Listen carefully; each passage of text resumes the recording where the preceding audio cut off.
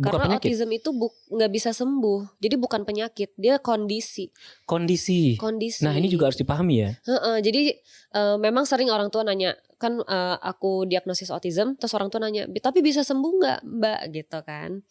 Jadi aku harus jelasin autism itu lebih ke kondisi Bu. Screen time tidak menyebabkan simptom autism. Oke. Apalagi pada anak yang tidak memiliki bawaan autism. Karena autism itu banyak kan faktor genetiknya. Genetik dan bawaan saat hamil.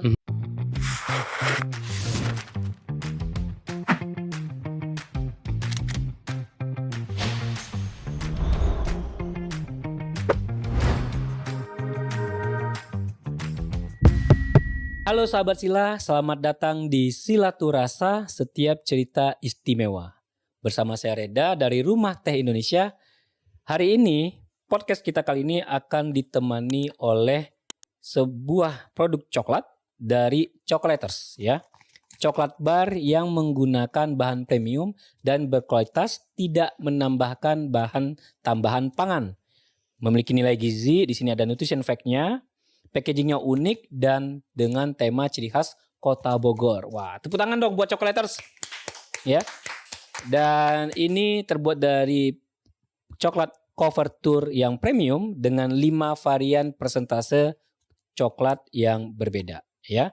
Dan ada jenis dark coklat, milk coklat, dan white coklat. Sudah tersertifikasi halal dan PRT, jadi aman dan bagus banget buat oleh-oleh dari Kota Bogor, ya. Dan kamu bisa beli di beberapa toko oleh-oleh di Kota Bogor.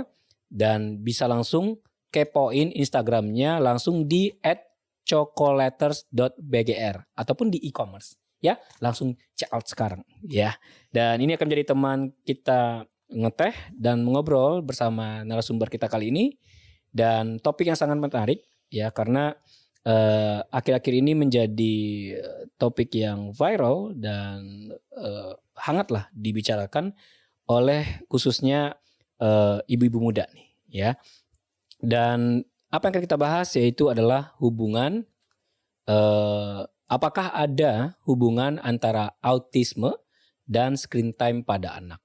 Dan ini langsung kita bicarakan langsung dengan narasumber kita yang sudah pernah juga hadir sebelumnya, tapi dulu perannya sebagai istri pengusaha, sekarang adalah menjadi profesinya ya, seorang psikolog anak dan remaja di IMC Sentul dan co-founder dari Deep Small Talk juga, dan part of family911.id dan @Manda Center. Wah, tepuk tangan buat narasumber kita, Safira Anjani, sarjana psikologi, master psikologi, dan psikolog. Tepuk tangan. Yes. Halo. Tetap aku tidak bisa melihatmu sebagai psikolog. Saking seringnya lihat cuma daster doang. Oke. Di rumah maksudnya. Ya, oke. Jangan lanjut ke sana. Ini coklat buat kamu sukanya yang pasti dark coklatnya nggak terlalu banyak jangan ya. Yang milk coklat ya. Itu milk coklat. Dan kalau kamu mau sambil ngeteh, tehnya apa, coba dipilih di sini. Tehnya. Atau ini mau apa? teh mocktail. Mocktail Ini boleh. kok bro. Mocktail boleh. Sila kan terkenal sama teh susunya ya. Iya. Mau dong coba. Boleh. Teh susu ya. Aku juga mau 2. Dan aku tambah 1 lagi putih wangi untuk nemenin kita. Itu enak sih. Ngeteh dan nyoklat bareng-bareng. Buat nyoklat. Oke, gini langsung saja Ibu psikolog ya. Sebelum kita masuk ke pembahasan nih ya, dan yang lebih dalam, ini sebenarnya kan dadakan aku minta kamu untuk bikin podcast ini. Iya. Aku yang minta kamu bikin podcast ini karena aku rasa keresahanmu juga seharusnya bisa disampaikan kepada netizen ya, atau ibu-ibu di sana, kakak-kakak yang sudah punya anak, untuk bisa tahu nih isu tentang autisme nih. Karena aku melihat sebagai sarjana psikologi ya, aku melihat bahwa banyak sekali isu tentang kesehatan mental itu berseliweran di luar sana dengan ilmu cokologi dan ilmu yang ibaratnya berbasis Google aja. Ya, dan kayak tidak ada orang-orang yang selebgram atau tiktokers atau apapun itu. Ini aku juga dapat info dari Clara.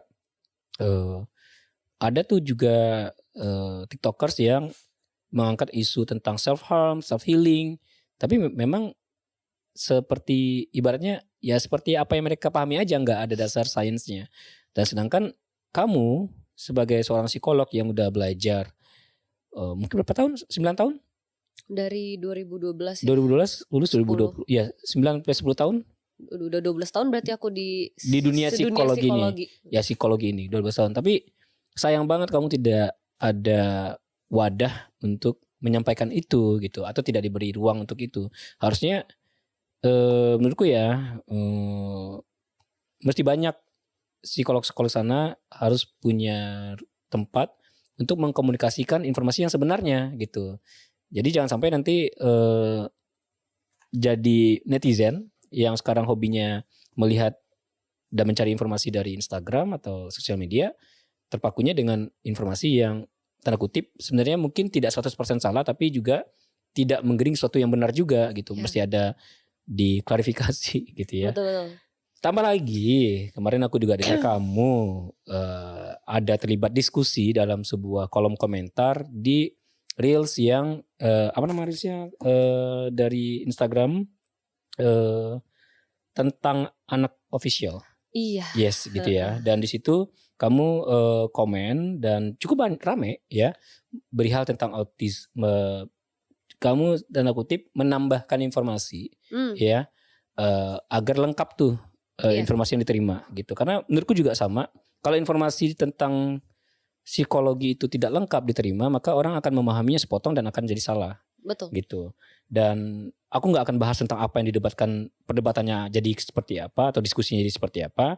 Bukan untuk mencari siapa yang benar dan salah. Ini adalah forum diskusi dan aku juga pengen dapat informasi dari kamu lengkap tentang apa sih sebenarnya autisme dan apakah ada hubungannya autisme dengan screen time pada anak.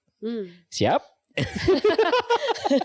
Kenapa kayak siap ya, karena ini pertanyaannya akan sangat detail nih ya, dan akan teman-teman yang lihat mohon disimak dengan baik-baik.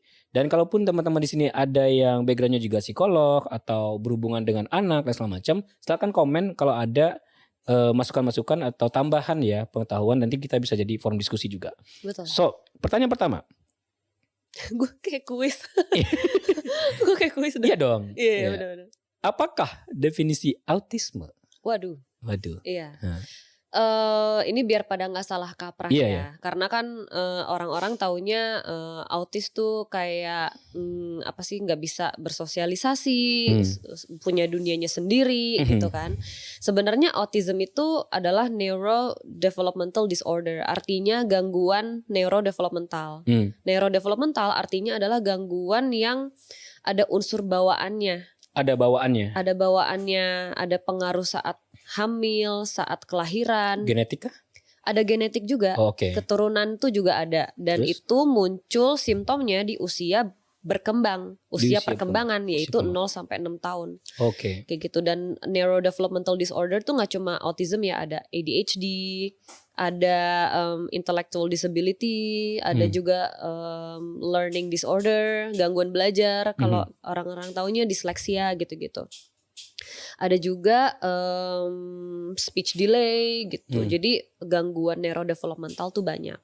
Gitu. Jadi autism tuh salah satunya gitu. Dan autism itu sendiri tuh memang gangguan di sosial, kemampuan sosialisasi, dan adanya perilaku yang berulang, repetitive behavior. Kata kuncinya berarti autisme seperti apa? Autisme tuh pokoknya ciri khasnya 2, kesulitan sosialisasi dan repetitive behavior. Gitu. Jadi ada kesulitan komunikasi tuh, kayak kesulitan sosialisasi tuh seperti apa? Kayak misalnya dia kontak matanya nggak in tune sama orang lain, nggak bisa. Jadi dia suka. Jadi matanya tuh kosong gitu. Pokoknya bertatapan mata sama orang tuh sulit gitu buat dia. Kalau dia malu?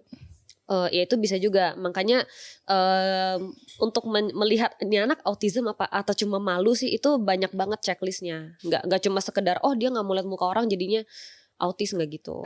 Kayak gitu. Jadi autism tuh ya tadi kontak matanya kurang, terus misalnya perkembangan bahasanya juga ada yang terlambat, terus susah berkegiatan bersama orang lain, makanya dia kesannya punya dunia sendiri.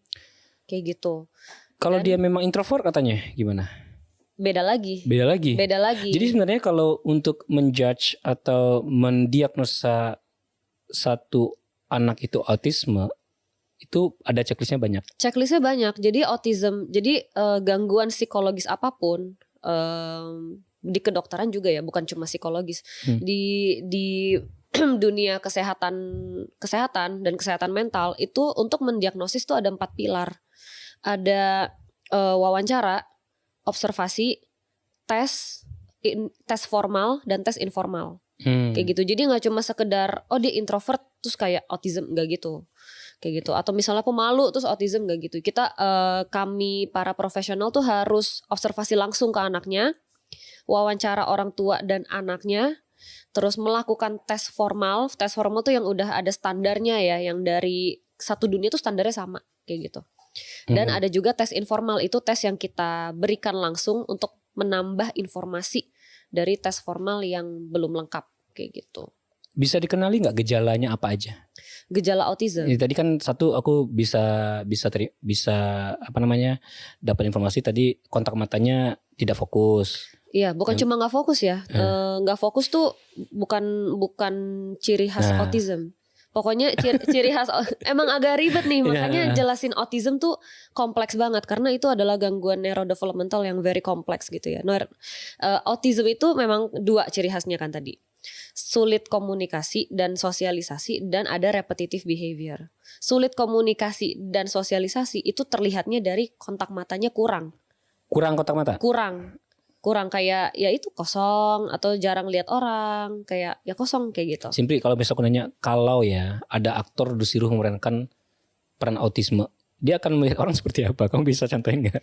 Melihat banyak loh aktor yang memerankan autism dan bagus. Oh iya. Maksudnya emang gitu, kontak matanya kurang. Ada contoh nggak? Mungkin ada film apa mungkin tentang ini yang bisa? Itu My Dear Brother 1, terus ada The Good Doctor. The Good Doctor. Itu yang Sean, yang jadi Sean. Itu kan karakternya autism. Sean jadi Sean gimana maksudnya? Nama karakternya Sean. Nah, dia dokter yang autis. Itu cakep banget, aktingnya persis banget anak autism kayak gitu. Bisa kelihatan ya. Bisa kelihatan kayak gitu pokoknya. Tapi dia jadi dokter. Jadi dokter. Bisa dong. Ya karena autism kan masalahnya bukan di inteligensi. Masalahnya di sosialisasi dan repetitive behavior.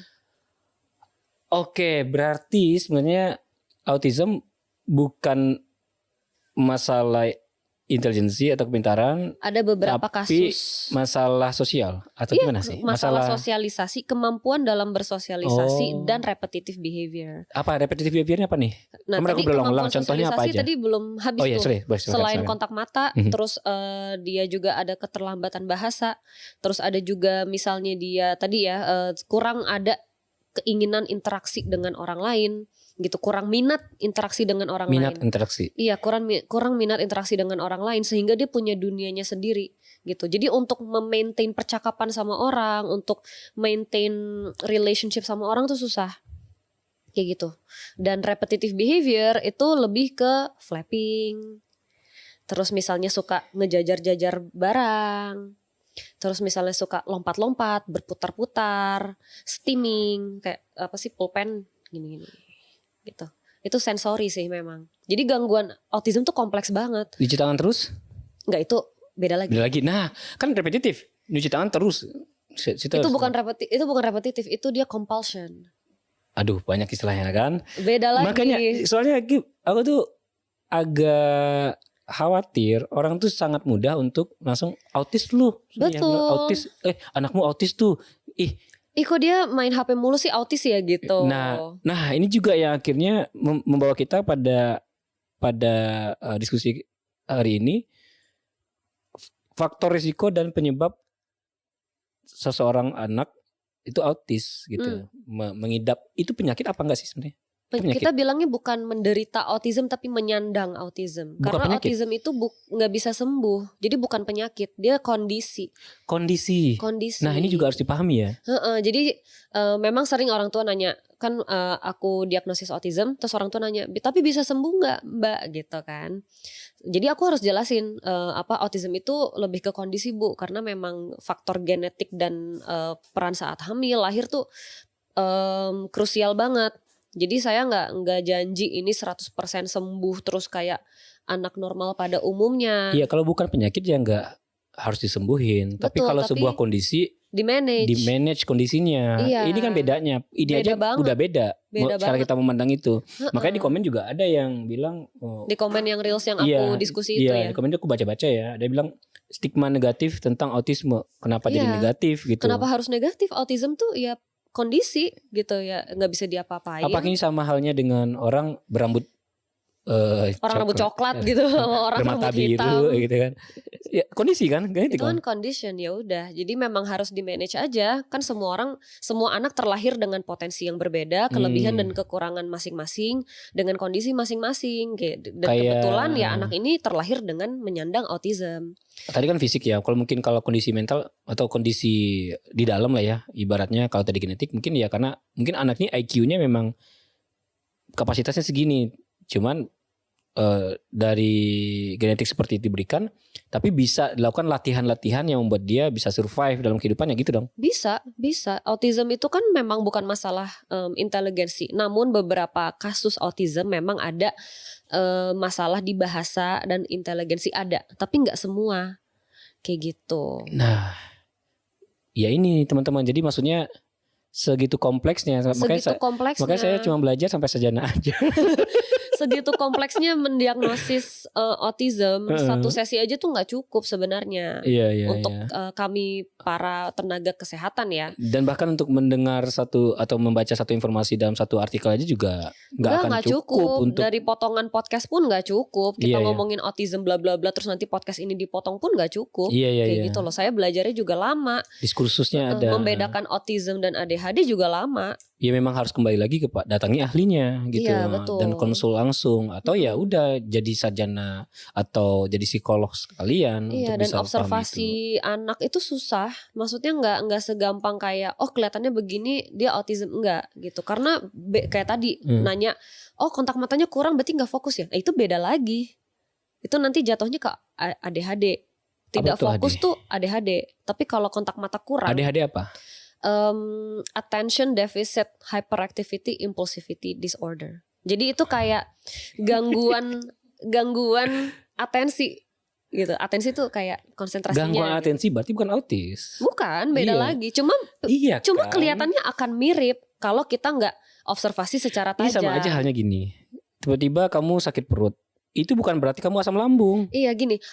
Bukan tapi kamu usus buntu. Iya, gini, anak datang ke aku, terus keluhannya, Mbak, anak saya nggak fokus.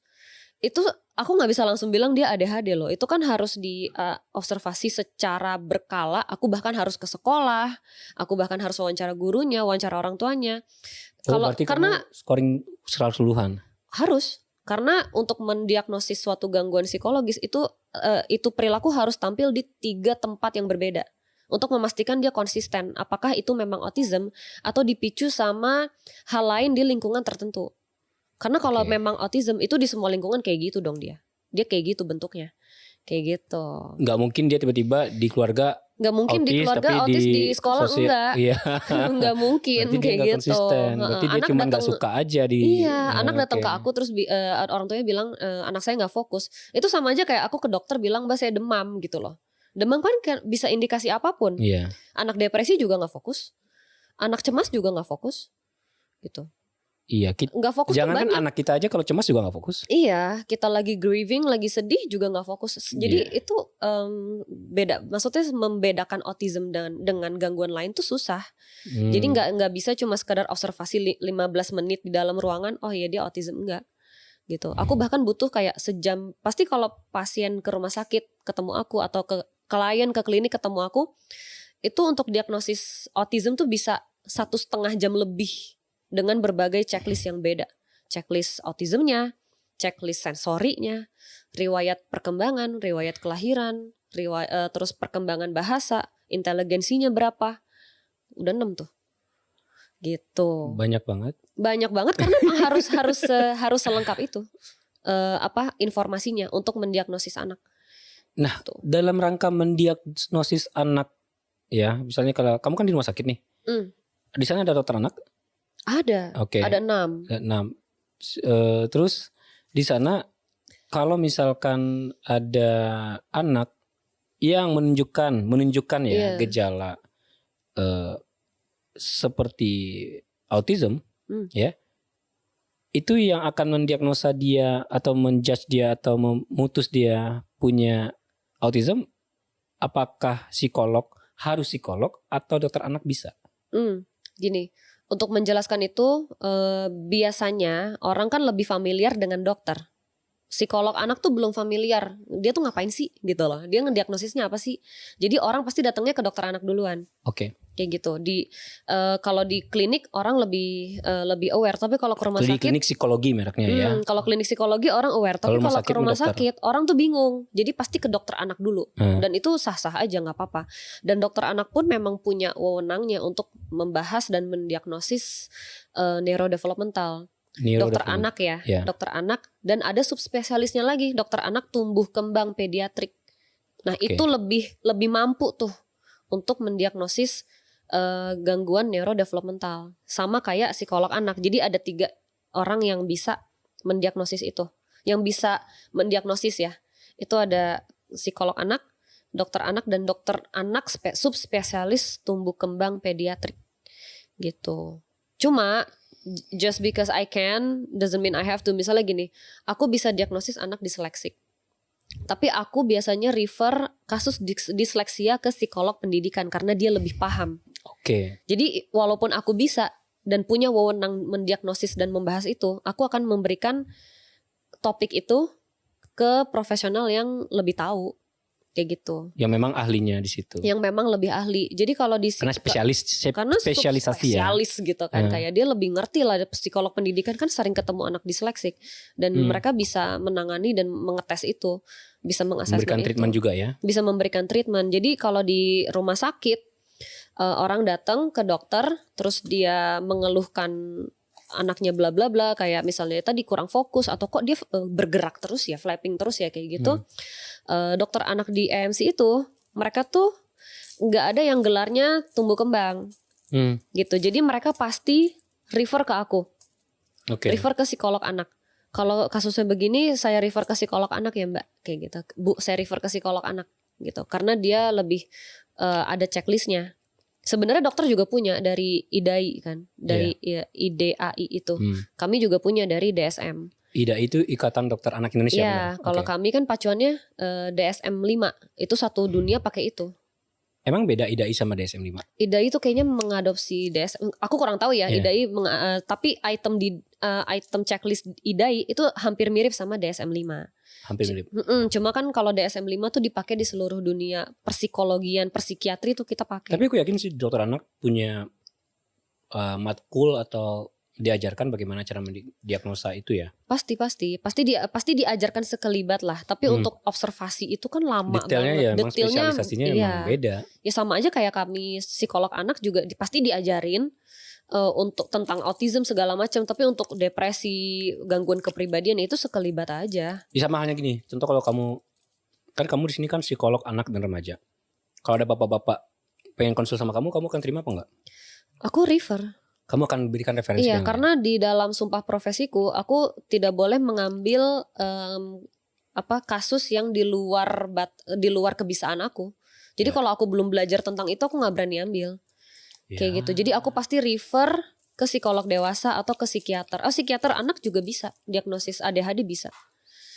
Jadi ada 4. Oke. Ya sama aja kayak orang punya mobil tapi ke bengkel motor. Iya. Sama-sama motor, sama-sama mesin. Iya, maksudnya jangan sampai orang jadi bingung karena justru banyak empat profesi bisa mendiagnosis ini malah menguatkan diagnosisnya. Kayak 4 bidang opininya sama nih. Ya jadi bener dong kan itu kayak cross examination gitu loh. Jadi jangan sampai jadi gue harus kemana gitu, nggak usah bingung, nggak apa-apa, kemana aja kita bisa kok. Oke. Kayak gitu. Terus gimana caranya untuk tahu ini beneran autis atau kamu sempat cerita ke aku ada autism like behavior. Itu bedanya apa? Autism like behavior itu kan memang muncul di beberapa artikel jurnal dan artikel internet ya. Karena dia screen time terlalu banyak, jadinya dia memunculkan perilaku yang mirip autism. Makanya it's called autism like, bukan autism behavior. Berarti bukan autism? Bukan. Oke, aku pengen nanya langsung nih. Apakah ada peran atau hubungan screen time dengan autism? Berdasarkan jurnal, hubungan mah ada. There's found association between screen time, duration, and autism, ada hubungannya. Tapi bagaimana hubungan itu dinamikanya itu belum bisa dijelaskan. Belum ada penjelasannya. Apakah mana telur mana ayam belum bisa dijelaskan. Kayak gini misalnya, kita bilang screen time menyebabkan autism tidak. Oke.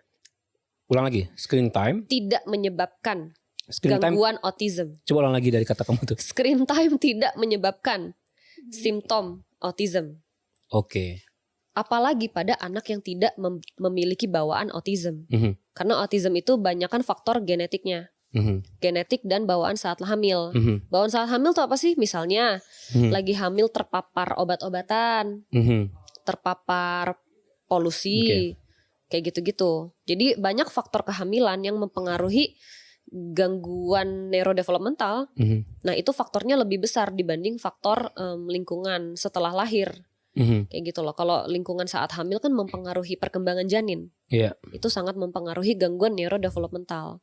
Tapi begitu lahir gak ada sejarahnya anak sehat terus tiba-tiba screen time terus jadi autis, enggak. Jadi kalau dibilang screen time menyebabkan autism, tidak. Screen time meningkatkan risiko autism perhaps pada anak yang sudah membawa bawaan autism. Jadi anak yang gak ada bawaan, screen time gak bikin dia jadi autis, tidak meningkatkan risiko dia autism. Kayak gitu. Meningkatkan risiko dan menyebabkan beda ya. Menyebabkan kan kayak pasti jadi autis gitu. Kalau risiko autism tuh kayak meningkatkan kemungkinan dia jadi menyandang autism. Kalau screen time akan memperburuk situasi autism atau screen time akan memperburuk simptom autism bisa. Kenapa? Karena dengan screen time kayak gitu, anak kan jadi lihat HP terus ya. Lihat HP terus, otomatis kemampuan dia sosialisasi tidak terasa. Bukan cuma keterampilan sosialisasi, tapi keterampilan yang lain-lain kayak motorik kasar, bahasa. Itu semua jadinya terlambat gitu loh. Aku sekarang mau coba memahami ini ya. Karena aku agak sedikit mulai kebingungan. Tapi kamu mungkin sambil makan coklat boleh, sambil minum silakan ya. Nah, yang kamu jelaskan adalah screen time tidak berdampak pada autisme. Screen time bisa memperparah simptom autism. Memperparah autisme atau simptom autisme? Ini beda nggak? Simptom autism. Simptom itu maksudnya apa nih? Itu ciri khas autism 2 tadi. Itu kan simptomnya. Nah, kan karena ciri-cirinya mirip nih. Ciri-ciri yang berhubungan dengan kegiatan sosial kan? Iya. Ciri-ciri sosial kan? Jadi contoh karena asik screen time, jadi tidak peduli dengan yang terjadi di sekitar. Nah, makin tidak terasah. Jadi screen time yang mengakibatkan autisme? Tidak. Screen time tidak mengakibatkan autisme? Tidak. Bahkan di penelitian terbaru gitu ya tahun 2023 itu malah screen time perilaku nonton screen time yang lama itu bisa jadi salah satu ciri dari autism. Gimana? Gini. Jadi jangan kebalik, screen time meningkatkan risiko autism. Bahkan bisa aja screen time kebanyakan itu jadi ciri-cirinya autism. Screen time di bawah 2 tahun, di bawah 3 tahun itu bisa jadi ciri-ciri dari autismnya. Jadi bukan screen time, bukan screen time terus strip jadinya autism, enggak. Screen time jadi autis, enggak? Enggak, bisa aja karena dia autism, dia jadi malah banyak screen time. Bukan banyak screen time terus jadi autism, ngerti kan? Iya. Gara-gara dia sudah menyandang kondisi autisme, dia akhirnya screen time. Iya. Gitu. Karena dia kan gak tertarik dengan interaksi manusia. Dia tertarik dengan screen time yang memang hitungannya kan cepat tuh. Dia tinggal scroll. Nah, scroll itu kan termasuk repetitive behavior. Belum tentu juga dia nonton. Iya, ada lagi yang lagi viral tuh juga anak lagi tidur juga gini-gini. Iya, itu autis atau gimana? Enggak dong. Itu butuh observasi lebih lanjut ya. Saya tidak akan membahas bagian itu. Iya, aku cuman capek otak. Iya. Ya itulah karena membahas gangguan neurodevelopmental sekompleks itu. Nah, tapi ada hubungannya nih. Aku mau challenge kamu nih. Challenge. I like challenge. Jadi anak-anak dikasih screen time, dia akan menunjukkan gejala-gejala autism yang salah satunya adalah tidak peduli dengan sekitarnya atau malah fokusnya kepada handphone. Bukan gara-gara screen time-nya ya. Hah? Enggak, let me rephrase. Bukan karena dia screen time terus dia jadi menunjukkan simptom autism. Simptom autism, anak yang udah menyandang autism, mau dia screen time mau enggak, simptomnya akan muncul di usia perkembangan. Mau umur 2, umur 3, umur 4 itu akan muncul with or without screen time. Dulu kan juga gak ada screen time. Ada autis. Tetap ada autism ya karena memang simptomnya akan muncul with or without it. Adanya screen time yang berlebihan itu cuma mempercepat simptom itu muncul di anak yang sudah ada bawaan. Ngerti gak? Berarti kata kuncinya harus ada bawaan autism dulu. Betul. Kalau gak ada bawaan, tidak autism. Kalau tidak ada bawaan, tidak autism. Mungkin dia memunculkan simptom yang mirip autism, kayak suka lompat-lompat atau ada lagu puter dia jadi gitu, kesannya flapping. iya. Itu kan mirip autism. Tapi itu bukan autism. Mirip bukan berarti Bukan. Autism. Bukan. Iya. Kalau screen time-nya dihilangkan juga dia nggak kayak gitu. Ya itu bukan autis dong. Karena kembali lagi mendiagnosis autism butuh 3 setting yang berbeda. With or without screen time, the symptoms have to appear. Gitu. Pinter banget sih kamu. Gue paling gak bisa nih tiba-tiba dipuji. Salting ya? banget gue. Salting kau deh. Gimana sih cara merespon pujian yang tiba-tiba? Nah, aku pusing. Pasti pusing lah, kami juga yang yang mahasiswa psikologi dulu pusing pas disuruh bedain ADHD, autism sama intellectual disability, kami aja gimana gitu. Iya, kamu yang kita yang udah sarjana ya, apalagi yang tidak mengenyam pendidikan psikologi sebelumnya. Itu kan jadinya lebih mudah untuk ini autis ini. Wah, kamu hati-hati nih kamu. Apalagi terus membenarkan satu orang ini. Apalagi ibu-ibu yang di rumah yang lagi parno-parnonya. Iya, jadi parno loh ibu-ibu. Jadi parno loh. Makanya menyampaikan kayak gini tuh harus lengkap. Iya. Gitu, karena aku nggak mau konten gini, kembali lagi konten-konten kayak gini, bikin podcast, bikin reels, bikin konten edukasi Instagram itu pisau bermata dua.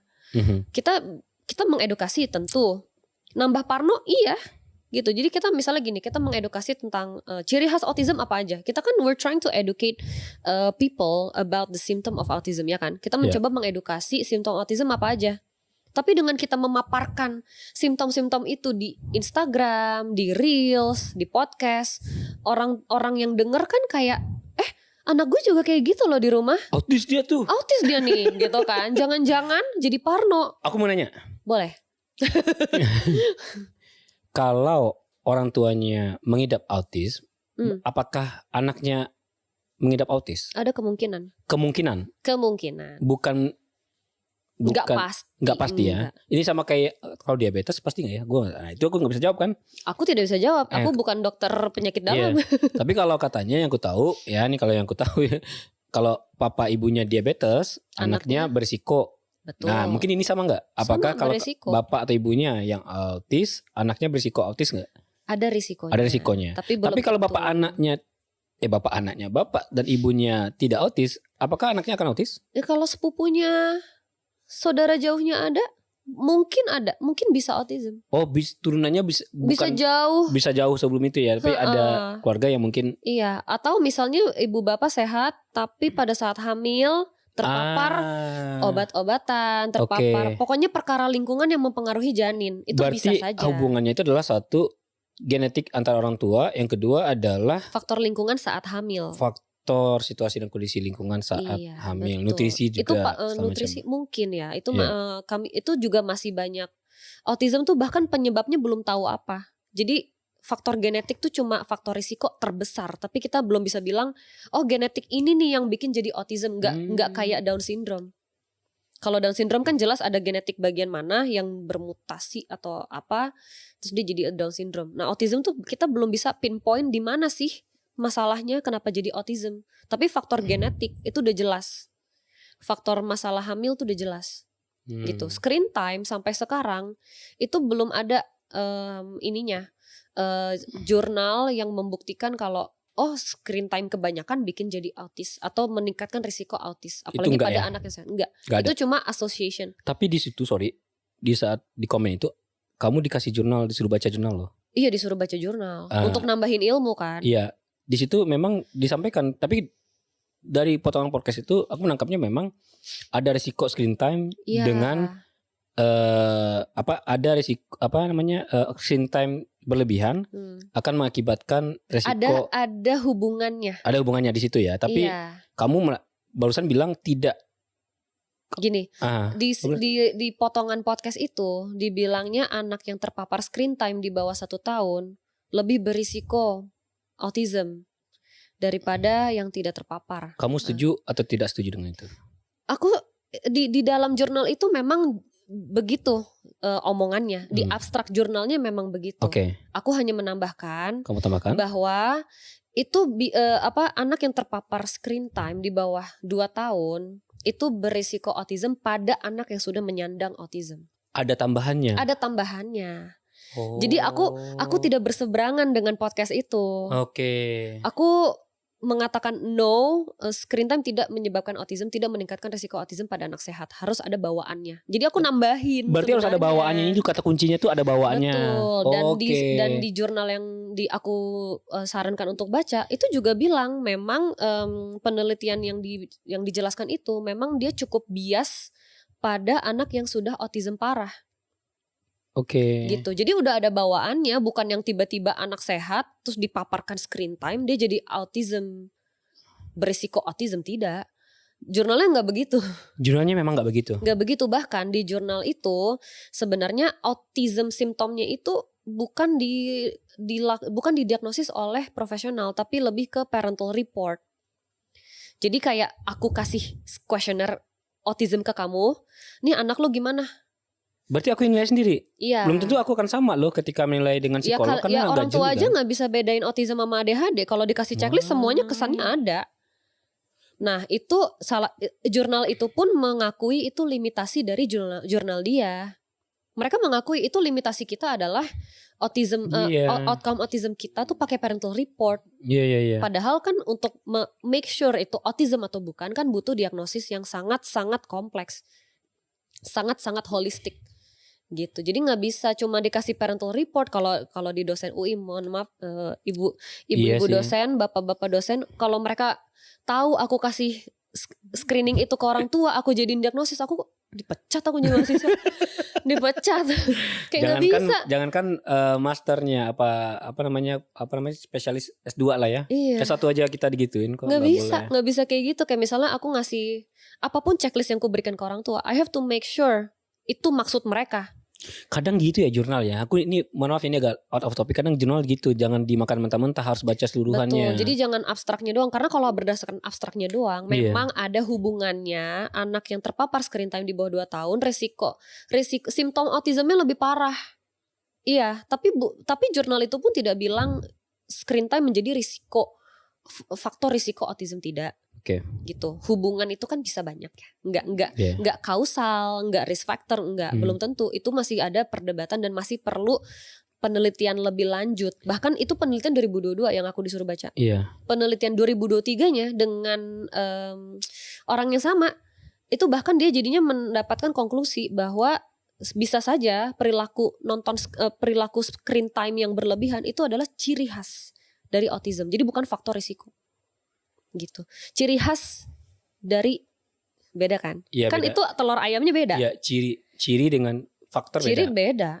Iya. Nah, ini juga ini makanya kita tuh profesional hati-hati banget ngomong begini. Bahasa yang kata yang digunakan beda itu bisa beda makna. Dan bawa jurnal tuh gini kan memang ada orang yang komen, ini kan yang ngomong udah spesialis ya, masa kita masih deny.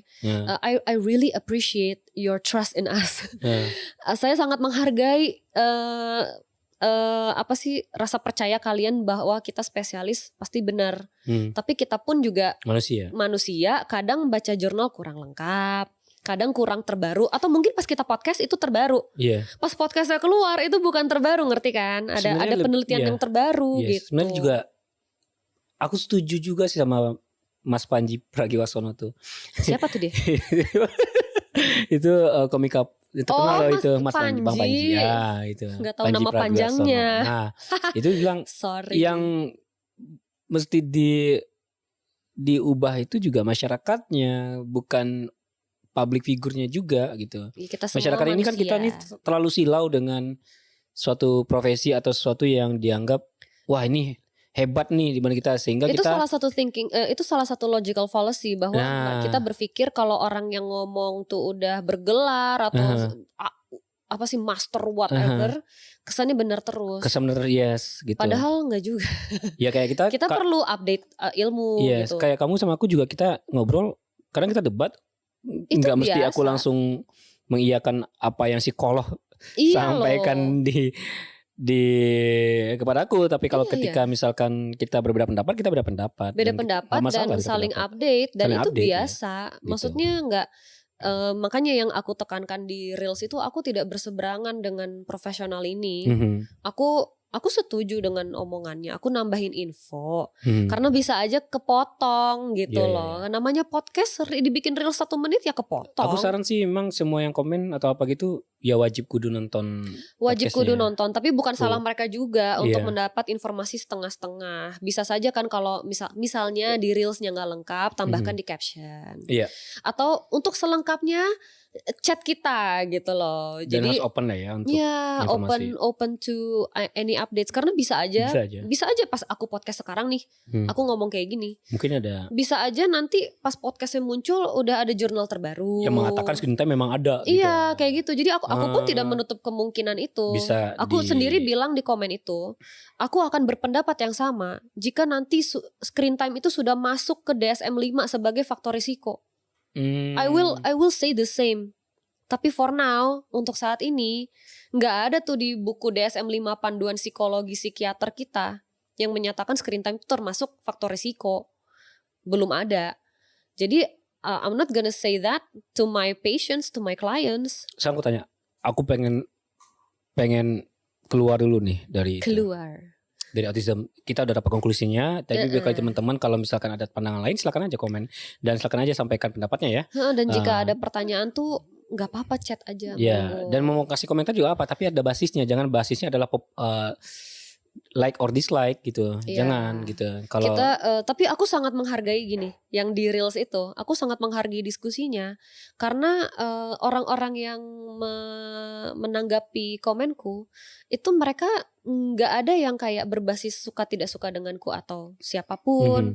Mereka menambahkan pengalaman. Diskusinya hidup sih. Dan ada profesional lain, terapis, ada dokter, ada tenaga kesehatan lainnya yang menambahkan opini. Good sih. Harus berterima kasih dengan. Dan aku terbuka dengan opini mereka dan mereka terbuka dengan opiniku. Padahal aku sama dia gak selalu setuju juga. Tapi kami diskusinya hidup. Jadi aku seneng banget sebenarnya di situ.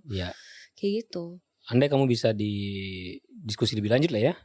Mungkin bisa bikin klinik bareng. Bikin klinik aku nyerah sih. Aku belum berani. Aku lelah sih. Enggak. Tapi intinya kayaknya kamu mesti banyak dikasih orang-orang sepertimu, psikolog-psikolog gitu yang memang kan kamu hampir tiap hari ya di klinik atau di rumah sakit mengurusi anak-anak. Ya, tiap hari. Iya, dan itu pasti berhadapan dengan situasi itu, ya kan? Nah, aku mau nanya, screen time itu good or bad? Ya, screen time dengan durasi yang sesuai dengan anjuran ya itu good aja. Sesuai dengan anjuran. Jadi setiap usia anak itu tuh ada anjuran screen time, durasi screen time. Kayak misalnya di bawah berapa jam. Ini anjuran atau batasan? Anjuran sih. Ya batasan, anjuran batasannya. Iya, oke. Terus jadi karena beda nih kalau anjuran, anak dianjurkan untuk screen time sekian. Tapi kalau batasan, anak-anak boleh screen time tapi. Nah, ini anjuran apa batasan nih? Eh batasan ya kalau Batasan ya aku berarti ya. lihatnya, Oke. lebih ke rentang. Misalnya anak Hmm. usia berapa, screen time-nya berapa sampai berapa menit, berapa Hmm. jam kayak gitu. Hmm. Karena memang screen time yang berlebihan dan tidak diawasi dampaknya kan cukup negatif ya. Misalnya keterampilan lain jadi tidak terasah, kayak motorik halus, motorik kasar, bahasa, kognitif jadi tidak terasa karena anaknya sibuk nonton. Berarti sebenarnya gini, screen time itu bisa good or bad tergantung bagaimana kita mengelolanya atau manage-nya. Betul, karena gini, screen time yang kontennya bagus, ya itu bagus juga buat anak, stimulasi nyanyi, Oke. warna, angka, Iya, huruf, iya. nari-nari, itu kan Iya. juga cukup bagus untuk motorik kasar. Tapi kalau tidak diawasi, terus konten yang nggak jelas apa, itu kan terus durasinya pendek kan, dia scrolling terus Iya, ya, scroll. Jadi dia nggak terbiasa untuk nunggu, Fokusnya terganggu. fokusnya jadi lebih lebih pendek pendek ya. gitu. Iya, Jadi berarti nggak bisa kita bilang screen time is bad for your kid, nggak juga. Beberapa ya screen time yang diawasi dan sesuai anjuran durasi bagus-bagus aja. berarti poinnya harus dikontrol, di manage dan diawasi. Betul. Dan aku tuh, kita punya anak Punya. ya, Mahesa. Heeh. Itu kan screen time juga Ya, dan gini screen itu kan udah nggak bisa dihindari ya. iya. Kita video call screen time. Kita buka keluar kamar ada TV screen time. Kita kerja buka laptop screen time. Iya. Dan anak kan sama kita mulu, ya Iya. dia akan terpapar dengan the screen. Yes. Ya mau nggak mau dia akan lihat itu gitu kan ya. Gimana caranya ya kita sesuaikan dengan durasinya dan kita awasi dia nonton apa Dan gitu. kita kasih batasan. Jadi ya. gini. Dan kita kasih pengertian juga kan. Iya, kita kasih pengertian gini, semua ada waktunya. Kalau udah malam no screen time. Lagi makan screen time ya sudah, tapi tidak lama-lama gitu ya. Atau kalau lagi liburan screen time ya udah mau gimana lagi, orang lagi liburan gitu kan. Iya. Lagi misalnya nih lagi di hotel, nggak kemana-mana kan screen time. Iya. Ya udah mau gimana lagi? Ya ada beberapa kondisi di mana itu nggak bisa dikontrol gitu. Tapi yang bisa kita batasi Iya. dan anak-anak tuh pintar loh gini. Kalau kita tegas no screen time lewat jam berapa, tegas dan konsisten, dia nggak nyari screen time kok. Disiplin ya. Dia disiplin. Kita kasih kegiatan lain yang lebih menarik dari screen time, they will not look for screen time. Bahkan aku amazed karena anak kita itu nyari screen time pun juga pada saat-saat yang dia memang pengen lihat bentar, 3 menit, 5 menit atau bahkan mungkin 10 menit lah ya, udah habis itu dia tinggal. Iya, dia Karena nggak selalu nyari itu Nggak selalu dan nyari tidak addicted dengan itu. Malah aku mikir ya, malah kalau misalkan anak kita tidak diberikan screen time atau kita larang-larang 100% tidak screen time, malah jadi kayak addicted sekalinya kena. Iya. Ya, itu gak sih? Kan memang we deprive screen time, terus kita kasih deprive tuh kita kayak menahan-nahan, ya. jadinya dia kurang gitu. Karena ini banyak ibu-ibu atau bapak-bapak atau siapapun tuh orang tua itu malah jadi sangat parnoan dengan screen time itu. As they should, maksudnya itu wajar saja. Memang makanya harus ke profesional untuk mendapatkan saran yang lebih holistik ya tentang screen time dan bagaimana penggunaannya. Anak kita bisa screen time dan bisa bosan dengan screen time, nggak lama-lama dia berscreen time karena banyak banget stimulasi dia. Kegiatan lain yang lebih menarik buat dia dibanding screen. Stimulasinya harus divariasikan. Betul. Jangan cuma screen time. Screen time itu hanya salah satu dari stimulasi. Wih, dan pintar kan? Keren banget loh. Menangkap kesimpulannya keren abis gitu. Mantap. Iya, maksudnya screen time itu salah satu stimulasi yang harus dibatasi juga. Sama anak main keluar juga harus dibatasi. Sama gak bisa dong tiap hari keluar mulu atau udah lewat maghrib masih di luar, gak bisa. Semua tuh bagus asal ada batasannya. Dan seimbang lah ya. Iya, seimbang, konsisten dan kitanya tegas gitu. Tegas ya, bukan kasar. Oke. Tegas, beda. Apa bedanya? Ya kan kalau kasar kan marah-marah dan tidak menyenangkan gitu ya. Kalau tegas kan kita ngomongnya baik-baik, cuma kita memang tidak menyenangkan sesuai dengan value itu dengan gitu. Value itu, ya. Sesuai dengan value-nya ya no screen time. Nah maaf banget nih, udah jam berapa gitu. Dan berarti orang tua kayak ibu-ibu, apalagi khususnya ibu-ibu yang sering ke sama anak ya,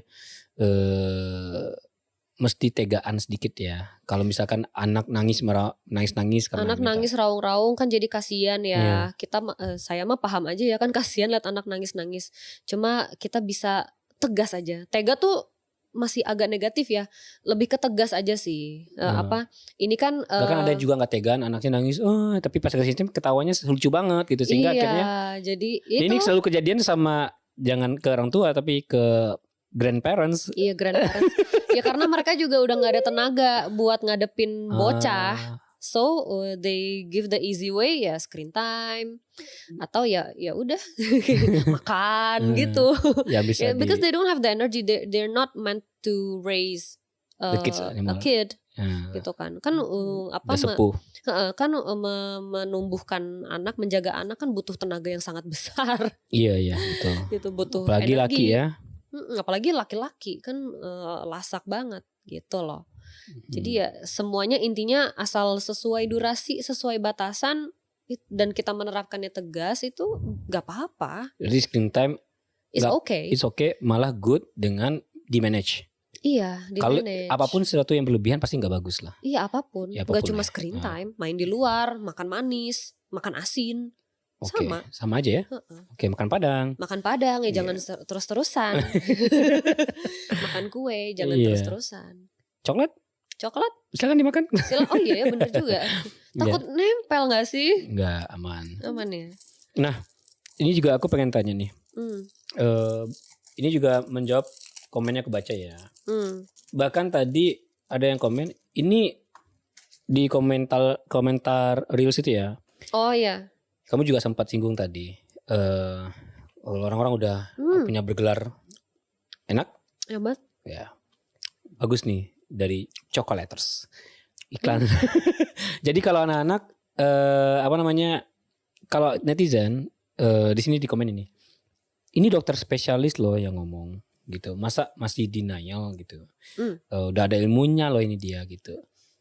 Berarti jawabannya kan sama tadi, bahwa kita sebagai spesialis atau yang berilmu atau yang bergelar itu bisa aja salah gitu ya. Bisa aja kurang tepat di saat itu karena kan namanya ilmu berkembang terus ya gitu. Dan tidak menutup kemungkinan memang ada beberapa orang tua denial kalau anaknya tidak autis, kalau screen time-nya tidak terlalu banyak kayak gitu. Ada lagi komennya. Saya sedih baca komentar-komentar di postingan ini. Ibu-ibu yang memberikan screen time sejak anaknya masih di bawah 2 tahun atau bahkan di bawah 1 tahun dengan bangganya berbagi pengalaman di sini dan menyatakan anaknya baik-baik saja. Ini kok jadi kesannya dia menyalahkan orang tua yang memberikan screen time kan jadinya. Yang anaknya memang baik-baik saja. Yang anaknya memang baik-baik saja. Ya kalau anaknya baik-baik aja kita mau ngomong apa? Makanya dibilang keberuntungan tersebut menurut saya ada baiknya tidak disampaikan, cukup disimpan sendiri. Oh nggak bisa juga karena kan ini kan orang tua berbagi pengalaman sah-sah saja. Apalagi kan kolom komentar tuh kan bebas ya, terserah orang aja mau naruh apa di situ. Iya. Ya udah. Tapi baik lagi ini kesimpulannya ya, aku mau nyimpulin aja nih, ini udah semua sih sebenarnya terjawab bahwa satu, screen time itu bisa menjadi ciri autism, bukan sebagai faktor resiko autism. Belum terbukti sampai saat ini podcast kita syuting di tanggal 1 September ya. Nanti kalau ada lagi baru silakan update. Yang kedua, bahwa screen time bisa baik kalau dikelola dengan baik juga, ada pendampingan dari orang tua. Betul. Gitu. Yang ketiga, jangan mudah untuk menjudgment atau mendiagnosis atau memutuskan seseorang ini autis atau tidak autis gitu.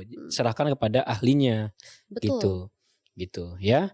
Terus yang berikutnya, pelajarannya adalah jika mendapatkan informasi sesuatu yang sifatnya sedalam ini ya, apapun itu kontennya, judulnya, diselami dulu sebelum berkomentar, diselami dulu sebelum mempercayai gitu. Jangan sampai nanti kita sudah terlanjur percaya ini terus malu untuk mengakui kesalahan percaya di awal gitu. Nah ini juga bahaya. Jadi teman-teman jangan sumbu pendek, sebenarnya itu aja sih. Intinya kalaupun nanti ada yang komen, misalnya komen di podcast ini kayak saya kurang setuju, itu aku juga nggak apa-apa loh. Ya. Aku terbuka aja. Soalnya menurut aku beda pendapat tuh biasa aja sih. Soalnya gini juga nih, Kalau screen time ya, aku tuh dibesarkan juga dengan film-film ya. Aku juga screen time, dulu film kartun kayak Doraemon, Iya. bahkan Crayon Shinchan, Chibimaru Kocan, apalagi Kayak tuh.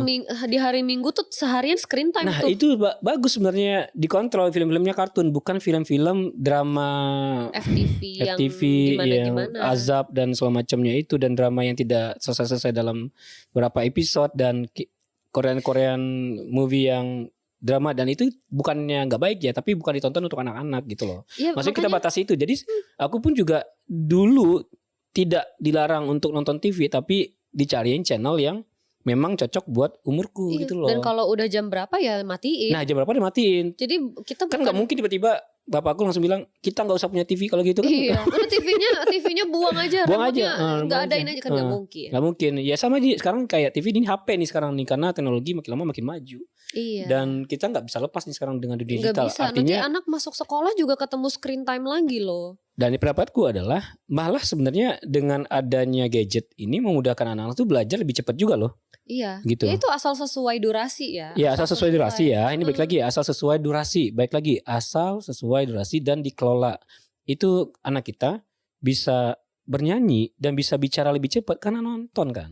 Iya karena nonton. Dan diajakin ngobrol. Jadi pas nonton kita ngobrol. Oh ini kalau gajah. ada lagu gajah gitu. Ini gajah Nana, gajah gitu kan. Ini gajah, iya. gajahnya lari. Lari kita aja ngobrol. Suara gajah kayak gitu-gitu.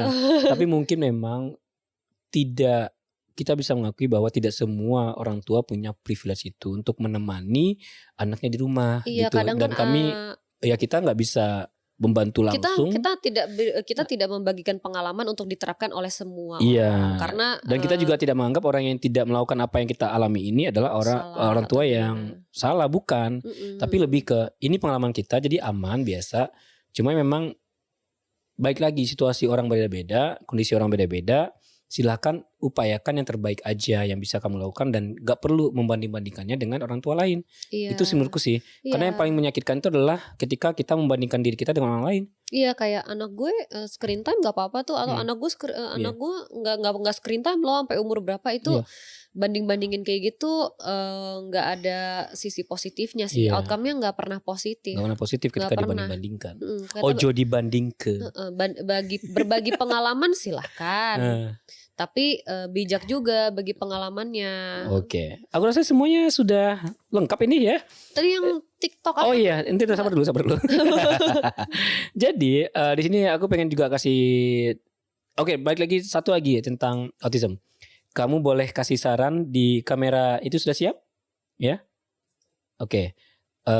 Ini ada pertanyaan, nanti kamu bisa kasih statement di situ tentang kepada orang tua muda khususnya, ya. Karena kan kalau merawat anak ini, membesarkan anak ini nggak ada sekolahnya ilmu kehidupan ya, gitu. Dan aku pengen kamu jelasin atau memberikan mungkin statement atau quotes kepada pejuang-pejuang orang tua, kakak anak-anak muda yang sudah punya anak, bagaimana cara membesarkan anak ataupun apapun lah, kamu memberikan semangat juga boleh, silakan disampaikan. Iya, bapak-bapak, ibu, mama papa sih bilangnya. Iya, mama papa, ayah bunda, bunda bundi. Saya yakin kalian sudah mengusahakan yang terbaik untuk anak kalian dengan segala kondisi, keterbatasan dan kelebihan yang kalian punya di rumah. Tapi jika dirasa ada yang sedikit berbeda dari anaknya atau kok tidak seperti anak lainnya, ada keresahan apapun, ya monggo datang ke kami, dokter anak, psikolog anak, psikiater. Itu kami sangat terbuka dan kami sangat senang jika kalian datang hanya sekedar untuk edukasi pun kami sangat terbuka gitu. Jadi jangan sampai sungkan, jangan sampai takut. Silahkan datang ke kami ngobrol-ngobrol. Dan perannya kalau untuk kakak-kakak, ibu-ibu muda, pesan kesannya? Ya semangat aja. Semangat aja, parenting kan emang susah. Karena ya. kamu juga bukan sebagai psikolog nih, kamu kan juga punya anak kecil. Iya, parenting is already hard gitu ya. Membesarkan anak tuh udah susah, jadi jangan ditambah-tambah dengan judgement, membanding-bandingkan, terus saling menggurui, itu nggak usah, di limit-limit saja kayak gitu. Jadi saling support aja. Ya. Gitu. Ya. Oke, tepuk tangan dong buat psikolog Safira Anjani. Ini aku ada titipan pertanyaan nih. Sebelum aku tutup nih, ada titipan pertanyaan nih.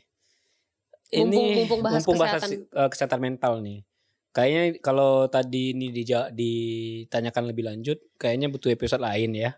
Nanti aku undang. Aku juga pengen lihat dulu respon dari pemirsa apakah mau membahas isu-isu psikologi lainnya. Boleh komen apa yang perlu dibahas. Tapi ini ada satu TikTokers yang sering buat konten tentang mental health-nya, tapi malah membuat banyak dari audiensnya ketrigger. Katanya dia tuh sampai nyayat-nyayat tangannya, terus dia kasih info, oh akhirnya healingnya begini. Jadi dia tahu masalahnya, dia selesaikan sendiri. Tapi background psikologinya juga ada. Jadi ini gimana nih pandanganmu sebagai psikolog? Pandanganku objectively ya. Iya. Ya itu kembali lagi, berkonten itu kan pisau bermata dua. Mungkin maksud dia tuh posting tuh biar relate, karena dia tahu ada beberapa atau banyak orang yang sama situasinya dengan dia. Jadi dia ngepost out of relatableness gitu loh, kayak jangan khawatir Anda tidak sendiri, saya pun begitu gitu loh. Itu pertama. Kedua, mungkin maksud dia healing sendiri itu ya dia pengen berbagi pengalaman. Oke, mungkin ada beberapa orang yang nggak bisa ke psikolog karena ke psikolog kan mahal. Beberapa mahal ya, beberapa juga enggak sih. tapi ya kebanyakan ya 200.000, 300.000 ke Kalau konsul aja atas sih kayaknya masih terjangkau lah. Iya, tapi Karena- tidak semua orang punya that privilege Iya sih. to consult gitu ya. Dan Atau mungkin malah sebenarnya dari kamu teman-teman psikolog mesti banyak bikin workshop deh. kami Yang bikin, iya. cuma ya pasti ada aja yang belum terjangkau kan, kayak gitu. Dan kalau workshop aja kan tidak sama dengan consult. Jadi pasti tidak sedalam konsultasi. Tidak akan semembantu konsultasi. Jadi mungkin ada beberapa yang tidak bisa ke psikolog. Mungkin dia ngepost kayak kalau dia nggak bisa ke psikolog, cara healingnya bisa begini nih gitu. Tapi Clara, maksudnya tadi TikTokersnya memang, tapi jadi sering ya? Iya, kayak setiap konten itu hampir membahas tentang mental health gitu. Iya, Tapi dia mungkin- lakuin sendiri. Tapi dia lakuin sendiri. Upaya dia yang berobat. Oh, jadi Ya, jadi, mungkin jadi karena- dia ada sakit, tapi dia nggak Iya. ada upaya berobat, tapi malah membagikan. Tapi dia nggak sembuh-sembuh juga ya? Berarti. Ya, maksudnya Gimana gini, kalau aku melihat dari kacamata dia, ya mungkin itu dia bermaksud membagi secara ya karena relate, terus karena orang banyak yang komen, terus mungkin insight sosmednya juga jadi naik, jadi dia keep on sharing gitu. Aku khawatirkan jadinya ya, aku malah mengkhawatirkan bahwa akhirnya jadi caper aja dan karena konten aja, karena fokus konten aja, bukan karena edukasi.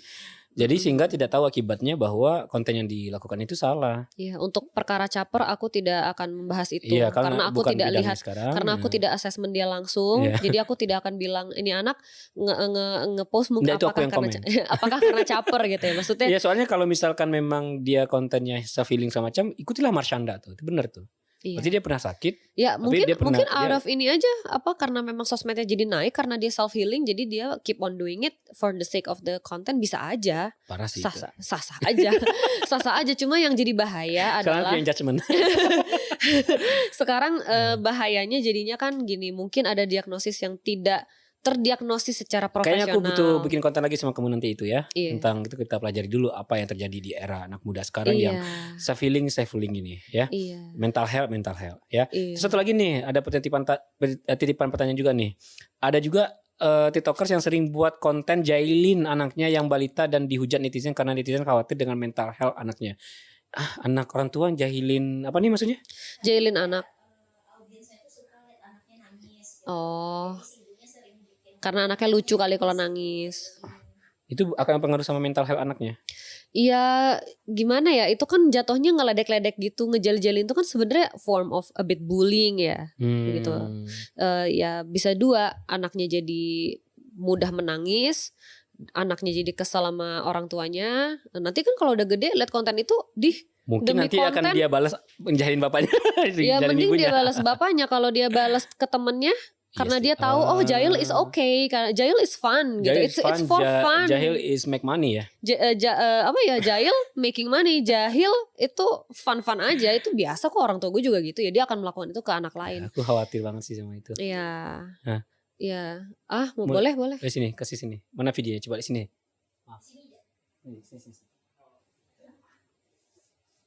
Anaknya lucu sih dari sini. Ya tapi kan nangis Iya nggak nggak lucu juga. bagus. Tapi awalnya gara-gara netizen suka lihat anaknya nangis, terus ibunya Makanya netizennya juga harus berubah. netizen yang ngejek gitu. Iya itulah.